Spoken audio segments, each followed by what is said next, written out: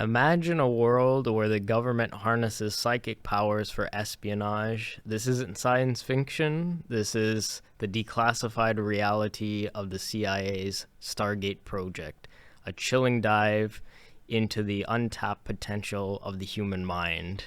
Welcome back to Moonstruck right here on Riot Radio. I'm Ryan, and today we're going to be discussing another CIA story time where we'll get into CIA research, the discussion of consciousness, and the methods of use that they outline within the texts. So we'll start off with segment one here, kind of just giving a brief background on this document where they talk about basically the use of ESP. As we can see on the screen, Project Stargate, published in 1993. And this project basically started up around the 1970s and shut down around 1995. So this was 25 years this project went on for. And I'm going to start right away by just getting it out of the way that, in the end of the document, they say the results are inconclusive. But call me a skeptic if you want, but I feel like good journalism outlines kind of, pokes holes in the box of things that don't seem plausible. And I think that if you research something for 25 years and you put in millions of dollars in research into a project like that, you're going to find something. The chance that they found nothing in 25 years seems very unlikely.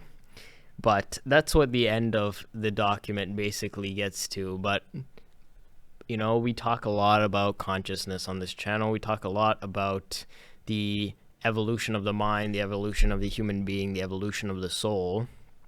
And I think that one of the things this outlines is that the research behind this is there.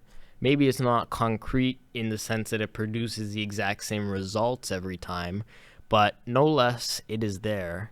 And I think once we realize that there is something behind what they talk about in these documents, and just because, the ending says that, maybe the story doesn't have the exact ending you want to it at the end of the CIA book, it doesn't mean that the whole story was not of use or not informative or producing some result in some way.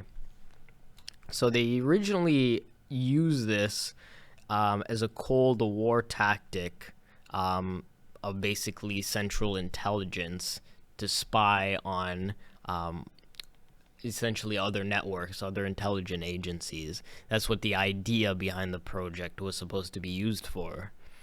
So they've had some other projects since then. We've talked about in the first episode.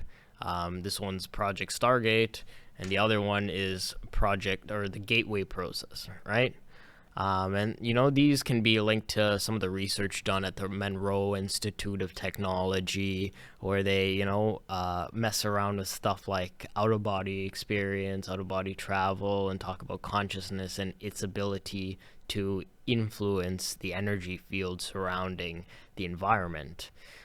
So we're talking really about ideas that kind of overlap here, and maybe not all of them are the exact same thing in the sense that they're all looking for the same thing, but maybe they all have the same aspects included in that storyline. So perceived or influence events at a distance through thought or mind-based abilities is basically the objective which you're going after in this document. You can see the preface up there. I know it's kind of small font and stuff like that. The images that I got weren't the best. However, basically what it's describing is that the overview of this is essentially to look at the psychological relations between trance states and the ability to view information that is at a distance or is not perceivable by physical sensory perception. So what that means is that everything I can see with my eyes is physical sensory perception. If we're talking about extrasensory perception, we're talking about information which is not able to be seen with my eyes. So if we're talking about viewing something on the other side of the building right now, and you're utilizing extrasensory perception, that is something that is beyond your field of normal vision. It's beyond your ability to see with the physical senses. And this is essentially what this document is focusing on. It's focusing on the ability to perceive information that is not readily available or perceivable by within normal boundaries, right? So we're really talking about pushing the boundaries of the mind here. This is not the first time the CIA has kind of dug into stuff like this. I don't want to get too much in depth on it, but MK Ultra, they kind of did some stuff which is outside of the boundaries of what one might consider just. In this, it's a lot more scientifically explored in the sense that we're using it to basically defend the country or give us a tactical advantage at the time during the Cold War. And we could look into, was the government truly successful? What does this mean for the human mind's untapped potential? And essentially, what we get based on what they said is inconclusive evidence. But we know, based on our exploration of what we talk about here on the show and what we, perhaps have even seen within our own lives, with interactions with, higher forces of reality, if you want to say, if one talks about God or one talks about angels or spirits or whatever, we're talking about forces outside of you which you cannot see but are there. And let me just remind all of you watching that we see less than 0.05% of the visible light spectrum, and that is proven science. So we are not seeing the whole range of information that is being put forth. We are seeing a tiny, tiny bit. And one of the reasons why we see that small amount is because we unconsciously train our brain to filter out those pieces of information, because they don't always affect us here in the physical world. They're not as important as maybe you're in color theory class and you're looking at a red apple and you're, I don't know, mesmerized by the image and the color, and you're analyzing it philosophically or whatever. That's sensory perception being used in the physical realm, right? So seeing spirits or seeing things that are of abnormal nature or seeing information that is halfway around the world is not as forefront in your mind as the class you're sitting in, where you need to look at an image or diagnose something with visible sensory perception, right? So going into kind of like maybe our background around this, because we talked about the CIA's preference of why they want to use it, what they found, what they think of this. Now going to what we think of it, kind of getting into a discussion aspect of this, we're kind of talking more about maybe the systems in the body associated with this, the physiology, the pineal gland, the pituitary gland, the things that are of light receptor functionality in the body, which are meant to perceive these subtle forces of information. And let's not forget, everybody watching, that everything that we interact with in our lives is completely and utterly based off light, right? And that's not to say things like dark energy and dark matter, which science has now proven exists, or are not here and are present and are flowing all around us in this very moment, because they make up 75% of the known universe and 23% of the known universe. That's dark energy and dark matter. So again, what does physics describe as dark energy and dark matter? It describes it as invisible energy moving throughout the cosmos, which is anti-gravitational, and it's invisible. So you can't see it or touch it or interact with it. If you try to hold it in your hand, it'd go right through your hand. So we're talking about invisible forces that affect the visible universe. Call me crazy, but that sounds a lot like magic to me, right? And if science is saying this now, even after, I mean, here in the West, we have a very kind of narrow-minded view on some of these concepts, but in the ancients, in the East, they were talking about this stuff since the beginning of their culture. They were talking about things like the elements, the four elements. That's still physical, but in some sense, they were talking about the concept of spirit or immaterial body, the concept of karma, the concept of different planes of existence, eighth sphere, lower astral, upper astral, mental, causal. These are all planes of existence that they theorize exist. And the reason why we don't look into it as much now as maybe we used to is because technology is kind of given us an artificial way to interact with information instead of using things that might have been considered before occult, right? If you wanted to send a message to somebody on the other side of the world before cell phones were a thing, or before phones in general were even a thing, or internet or any of that stuff, you would have to send a prayer or a smoke signal, but I don't think your smoke signals get to the other end of the world. But the idea is that you'd have to pray or do something that hopefully would be sensed, right?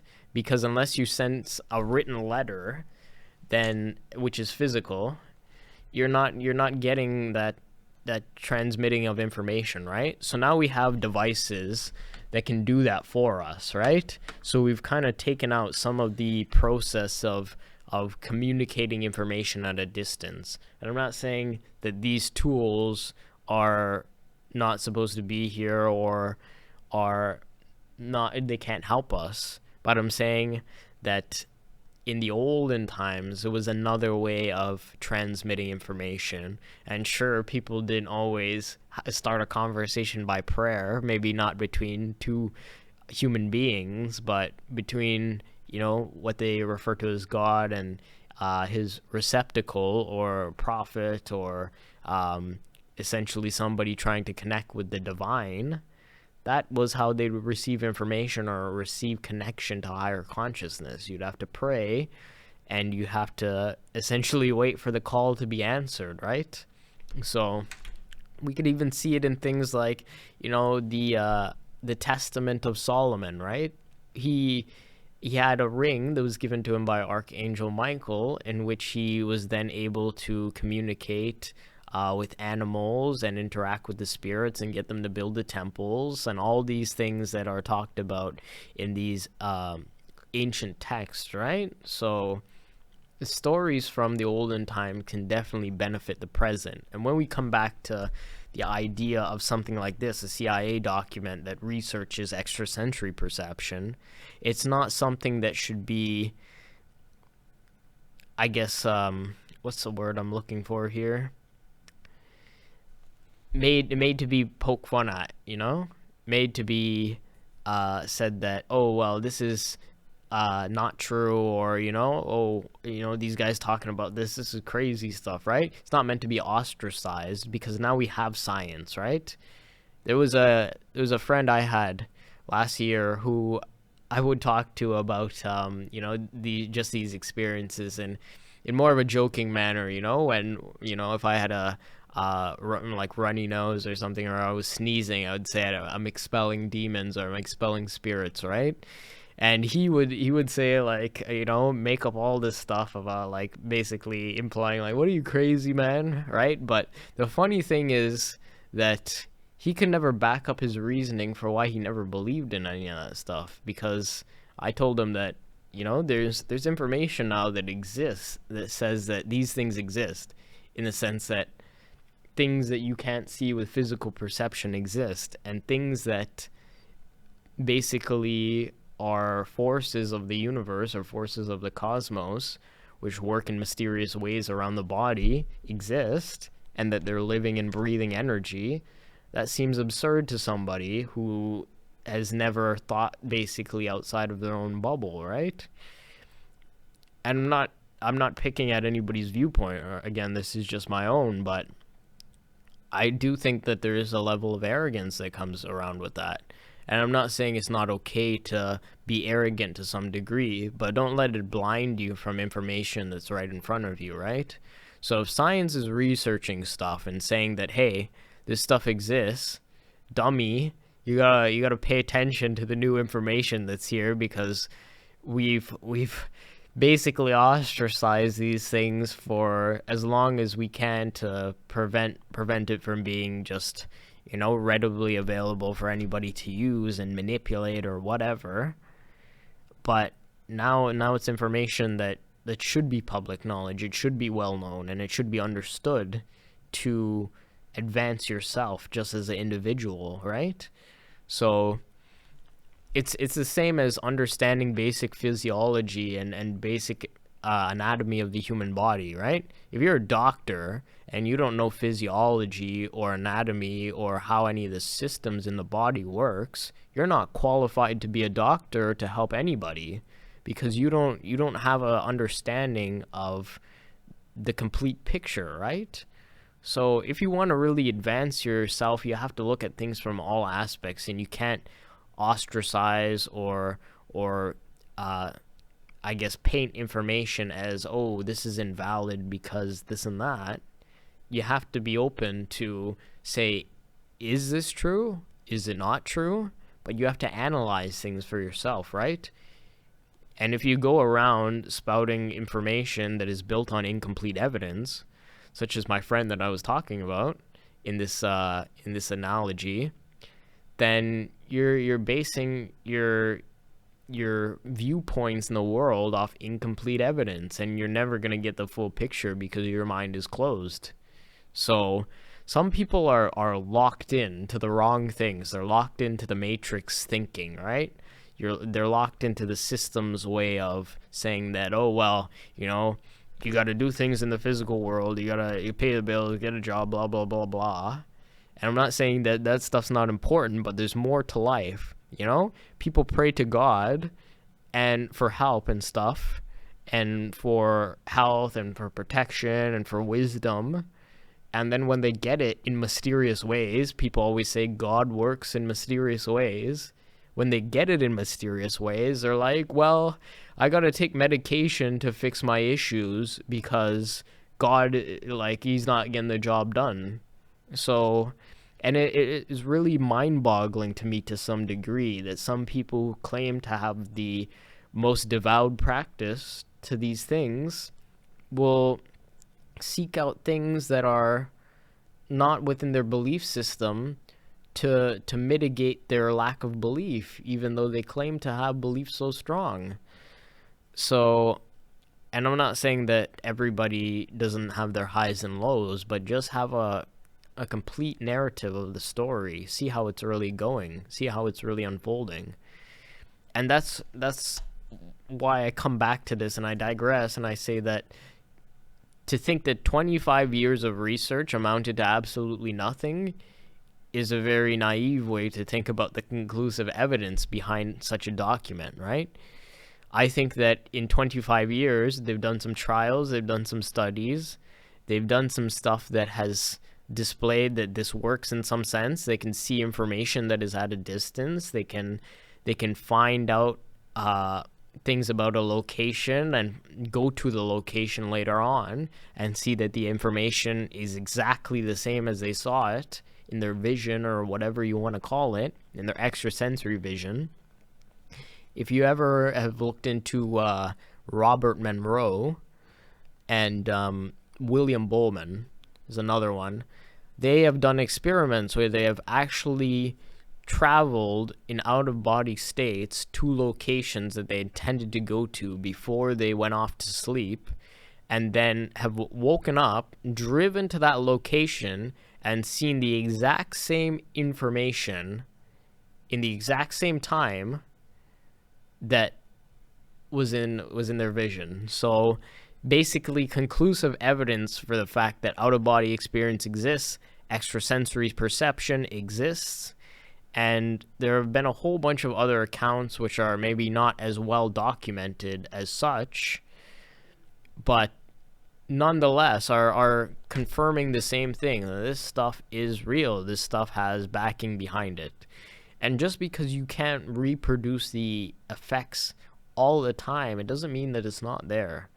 And that's something I need to even remind myself of sometimes. I believe that anybody who claims to be of strong faith or close to God or close to a higher power of the divine cannot journey on that path if they're not prepared to have their faith tested or feel that it's weary or disconnected at some point.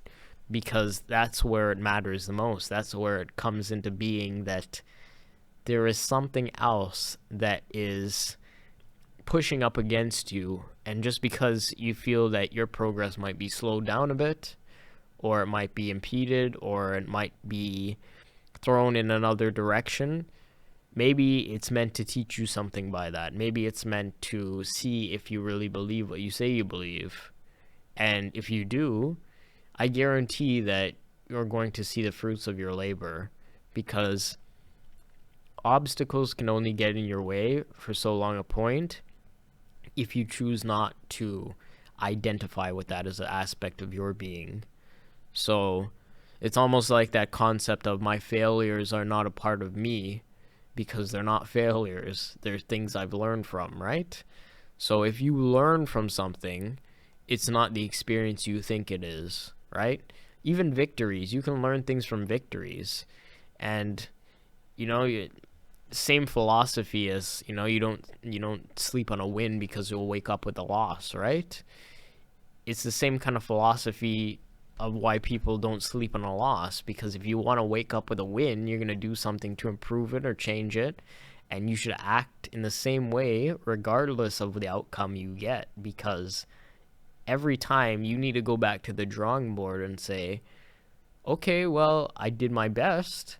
How can I do my best next time? And how can I continue to do my best? And how can I proliferate that forward? Because if you only think one step at a time, you're never going to get ahead. There's some people playing this game of life are already 10 steps ahead just by dumb luck, right? But dumb luck won't always, get you to where you want to be, right? Sometimes it takes that grit. And I truly believe that some people in this world are just meant to be fighters. They're born fighters. That's all they know. It doesn't mean they're born super strong or fearless or brave. It just means that they were meant to have challenges and meant to oppose things. And I feel like that is a true tester of faith. So understanding that in relation to possibly some inconclusive evidence which they have deduced here, which I don't believe is the end all and be all to this story, because I think that this stuff is living. It's living energy. Energy is alive. And when we talk about extrasensory perception, or seeing things which are not readily available by human means of perception, we're talking about things that are at a higher level of consciousness, or can see maybe beyond what we are presently able to see. So thinking about things from the sense of, this thing is alive and I'm interacting with it in some way, is imperative for you to actually connect with that thing, because not everything can be poked and prodded into the exact spot that you want it to be in, right? So this is what they're trying to do essentially in this type of work. They're trying to take something that is of the divine and put it in a box and study it, but it's beyond the box. It's beyond our ability to put in a box. So understanding that, you really get into an in-depth view of seeing things that are maybe not always able to be reproduced, because it's not meant to appear in that manner. But I feel like if it is supposed to be manifest, so it shall come to pass, right? So I'm going to take a sip of water here.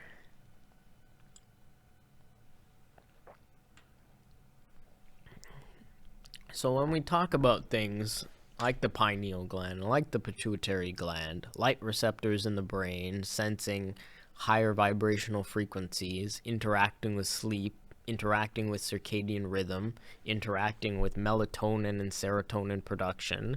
You know, Sarah, who wakes you up, and Mel, who puts you to bed. The two neurotransmitters in the brain that essentially govern when you're going to wake up and when you sleep. It's important to understand all these things. And sometimes, like, we overlook them, and rightfully so. You know, I feel like arrogance does get you to a point, but it also blinds you to a degree.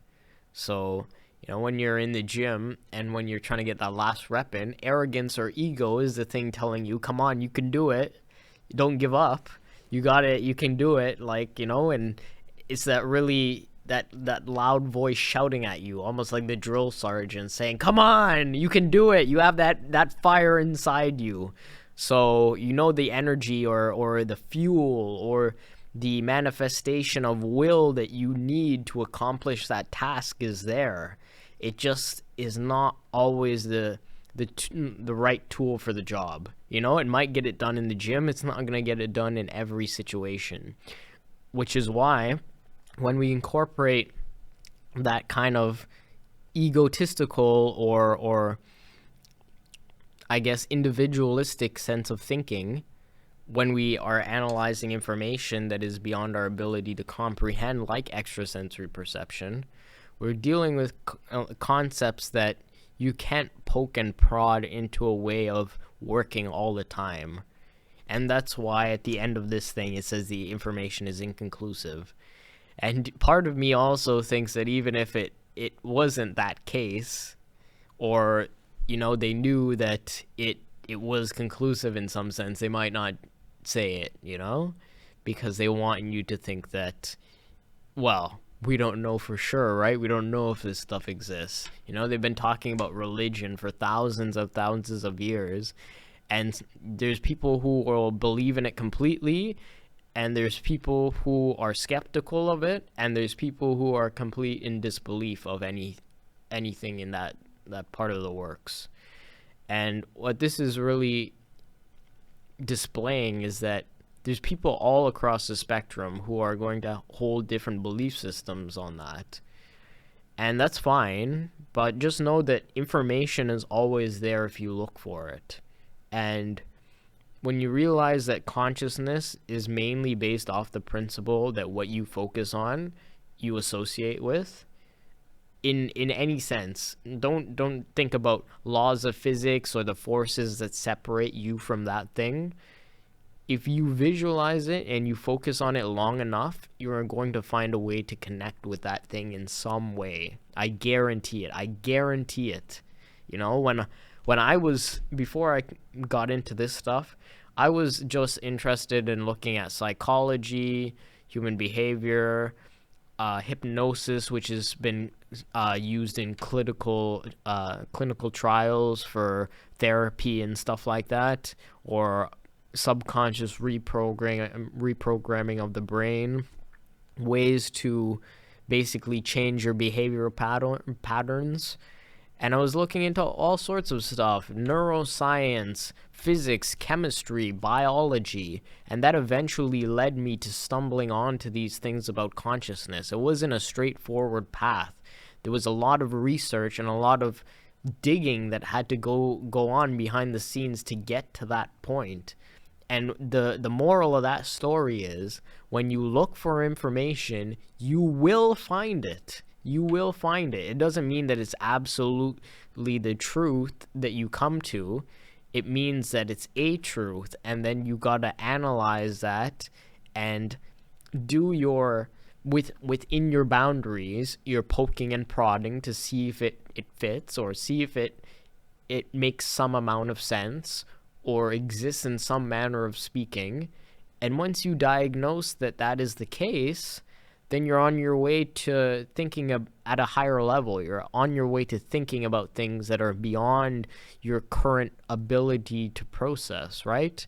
So we're dealing with very big concepts here, and I'm not saying that we're not.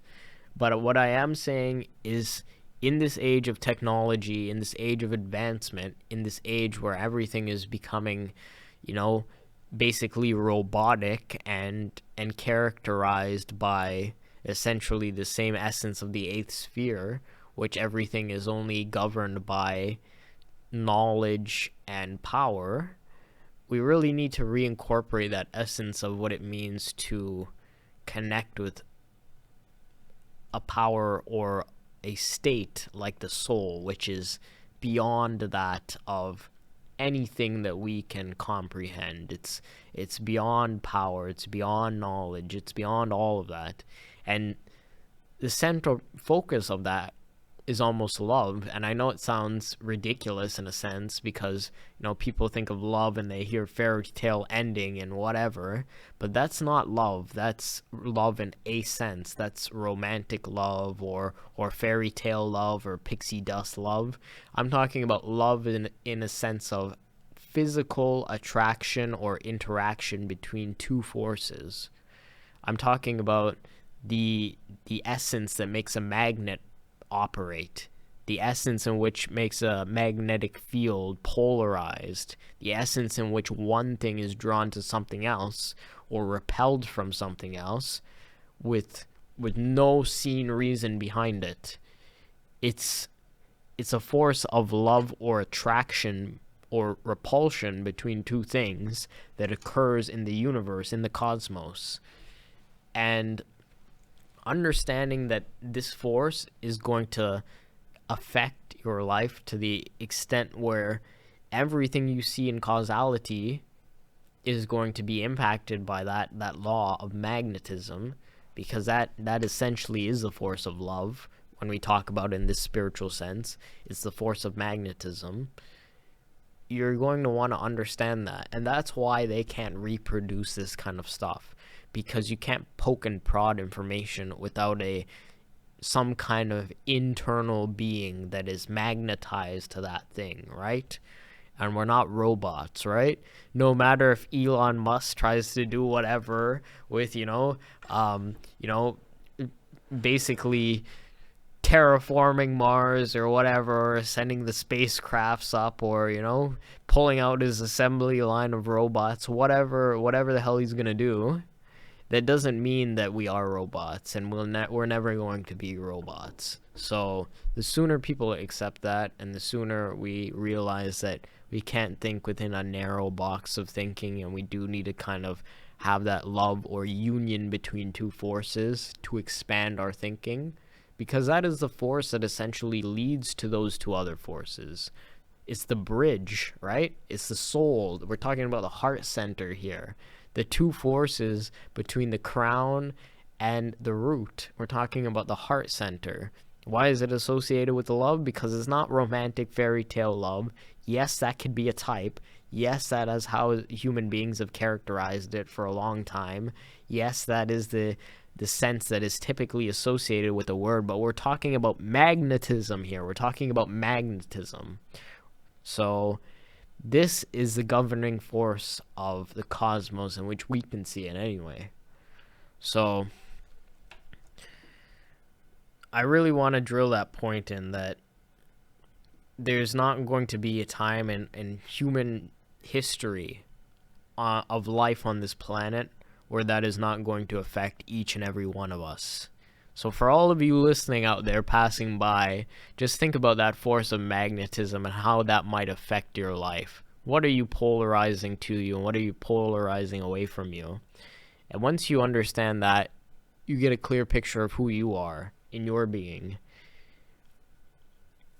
And I think that is something that maybe is the most valuable experience of anything else, because wisdom and knowledge is useless if it can't be applied. And power and all the aspects that come along with power are useless if you don't have direction.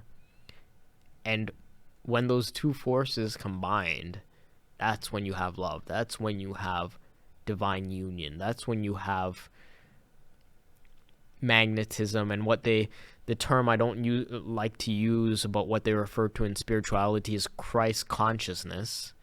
I don't typically like to use this because that type of consciousness cannot be individualized in a single person. It can't be individualized by any being in creation because it is a force of creation. So I think that the term gets a bit of a, overused and basically overutilized rap. But I think that essentially the principle or the song remains the same, right?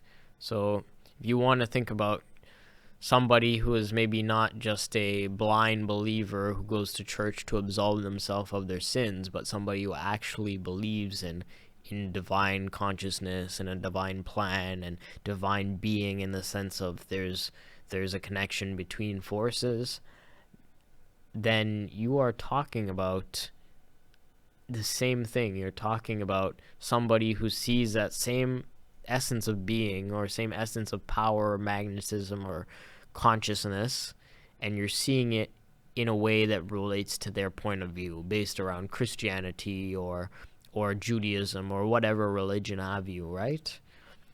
So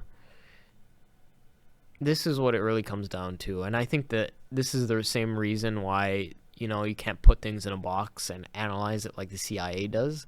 And on the other side, you can't, think that, just because you go to church and pray once a week means that you're going to get all you desire either. Because it's somewhere in between. It's somewhere within yourself, within your soul, which is the essence of being that is going to align you with what you want. It's down to really you, a lot of times you might try to play with this idea in your head. If nobody else is real, and it really comes down to me and what I believe, then what do I believe? Am I going to take on what somebody else has told me I should be in my life, or adapt the reasoning of what somebody else says I can and cannot do? Or maybe when you were a kid and you were young, you were told you don't deserve or whatever, or that you're not going to make it, or you're not going to be able to do this, or that's not for you. None of that matters, because it only matters if you believe it. If I didn't mind, does it matter? And once you realize that the answer is no, then you're well on your way. Because I think a lot of us mind too much about the things that don't matter, including myself. So I don't want to give you guys the wrong idea about this show. I'm learning on this show as much as you guys are. If anyone is actually listening to this show as I'm saying these words, I want you to know that I'm learning on this show as much as you are, or maybe even more, because I'm the one writing it. So, but I'm learning, about myself too. Oftentimes I find on this show I'm talking about things that currently relate to my life, and some might call that projection, but regardless of what you're in, the essence of your being, or the essence of what you believe, is going to be projected onto what you do. It just is. Because there's no way. I know in the world, they want you to be brought off the assembly line and do things an exact way and don't mess up and don't fail, and they teach you all this garbage in school that, you need to do things exactly right and whatever, learn to work by yourself, this and that. But when you get down to it, that's not the essence of human nature. The essence of human nature is everybody is their own individual and does things differently, and it just is supposed to be that way. Training yourself to do something abnormally, such as being like everybody else, is not meant for human beings. That's why when you try to be like somebody else, it doesn't work. You can only be who you want to be and who you are, So you have the divine potential within yourself to change yourself into anybody you want to be. It just comes down to, who do you want to be?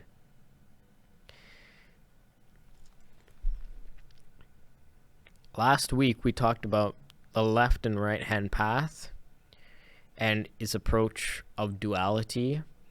And I think when you take that approach within your own being, such as looking at the light side of your consciousness and the dark, in the sense of seeing what needs to come and what needs to go, what needs to come from the void and what needs to return to the void, you are on your way to that process of change and that process of growth. And understanding that all these things talked about in this document, all these things that are related to prayer or going to church or going to some temple or going to some place that resonates with you talking to a higher power, or maybe it's meditation in your house or whatever, outside, who cares? Meditation, manifestation, and the modern self-improvement tools, these are all at your disposal. And it doesn't matter how you implement them, because that is the narrative you shape for yourself. If you want to go to church and you feel like it helps you to be in a place of God, as they say, be in a place of God and feel like you're close to Him there, and that's where you feel most connected to Him and truly feel like your divine aid is coming to your assistance, then do that. If you feel like you don't need to because you can connect with that same power anywhere in the world, then that is also true. So, but it really comes down to the perspective and narrative that you craft for yourself. So, once you realize that, you can implement all these things and basically utilize what is beyond the box. Because there's a lot of things in this world that we're never going to understand, just because it's beyond us. It's beyond our ability to comprehend. Human beings weren't meant to understand everything. We're only meant to understand what we can handle. So, and we can only do what we can, right? So, and I think there's some humility in that. And I think humility is one of the strongest things or emotions or states of being that you can interact with to evolve yourself. Understanding where you are right now, understanding your limitations, and not lying to yourself, being honest with yourself, looking yourself in the mirror and saying, who am I? And what do I need to do to get to who I want to be? Don't lie about it. Honestly answer the question without judgment, without anything jumping in the way of saying, like, that the chatty voice in the back of your head, the monkey mind, they call it, right? Without that getting in the way, ask yourself, who is it that you want to be? And how am I going to get there? Where am I at now? And what steps do I need to take to be that person if I'm here?